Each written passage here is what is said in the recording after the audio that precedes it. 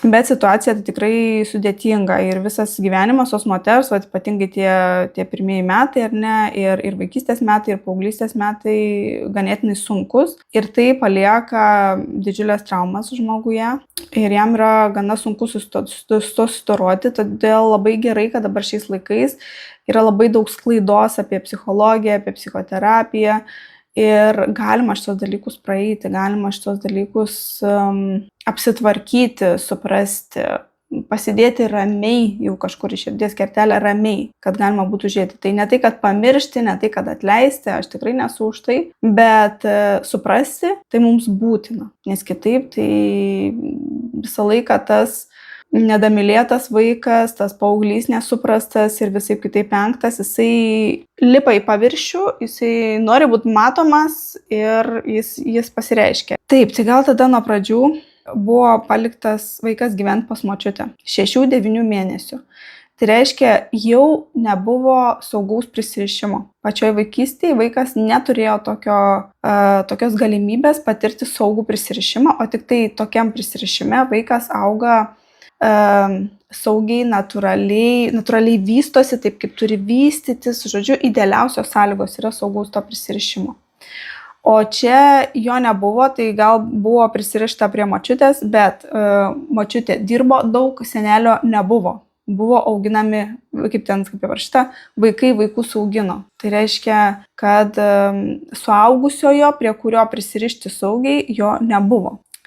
Ir vaikas, jisai auga tokiu pats vienas. Jis pats vienas, jis nuo 6-9 mėnesių, sakykime, pusės metų vaiką paliko. Kada jam būtiniausiai reikalinga yra mama, jisai buvo paliktas.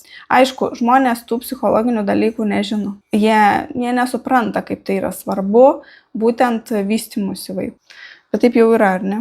Ir daug kas taip darė, bet jūs turite suprasti, jūs galite suprasti iš to, būtent, kad kodėl man taip yra blogai. Yra blogai, netgi yra tyrimai padaryti, kad vaikai, kurie buvo palikti ligoninėje, tai yra palikti dėl ligos, ne dėl to, kad tėvai juos paliko, bet tiesiog, kad jie negalėjo būti kartu.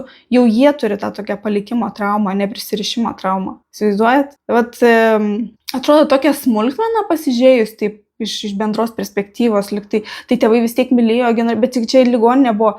Bet tu psichikai tai nepaaiškinsi, kas čia buvo, kur dingo ta mama. Kodėl aš likau viena. Ir šitas gali labai didelį įspūdą padaryti žmogui, jo ateičiai, jam gali labai būti blogai. Ir jis gali nesuprasti, kodėl jam blogai, kodėl jis nesugeba santykių sukurti, palaikyti tų santykių, kodėl jam yra blogai. Ir toks atrodo, nežymus atvejis, kažkoks ten savaitį paliko vaiką ligoniniai, tarkim, negalėjo prie jo prieiti ir viskas. Psichikai yra blogai, jinai nebegali vystytis.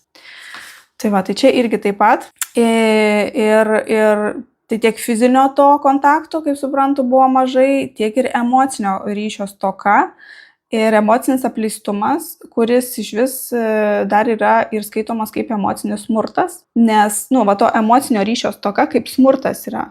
Nes, tėvai nežino, kad taip reikia daryti, patys yra labai nebrandus, labai turintys problemų daug patys tokios paauginės psichikos. Ir dėl to jie nesugeba duoti tai, kas reikalinga yra tam mažam vaikui, tam kūdikiui. Tai gali būti toksai jumyse, pagalvokit, toksai, kad tas saugumas nesijaučia, jo nėra. Ar jūs jaučiate saugi šiaip? Tai fiziniai erdvėjai gal ir susikūrė tą saugumą, tą, kurį parašėt, nepriklausoma, save pilnai išlaikanti, čia viskas gerai, bet, pavyzdžiui, emociškai, kaip pas jūs viduje yra, kaip jūsų vidinis vaikas ir vidinis paauglys jaučiasi. Labai aš jums rekomenduočiau pabandyti tą meditaciją padaryti 12 dienos rugsėjo ir pažiūrėti, kaip jūs jausitės, koks bus jūsų atsakas į tai. Ten viena mergina labai atvirai parašė, kad meditacija jai padeda atsipalaiduoti ir pasijusti geriau. Bet šitoj meditacijoje jinai labai skaudžiai pravirko ir buvo labai skaudu. Tai jinai prisilietė prie tų pažeistų savo vidinių asmenybių, kurioms reikalingas yra dėmesys.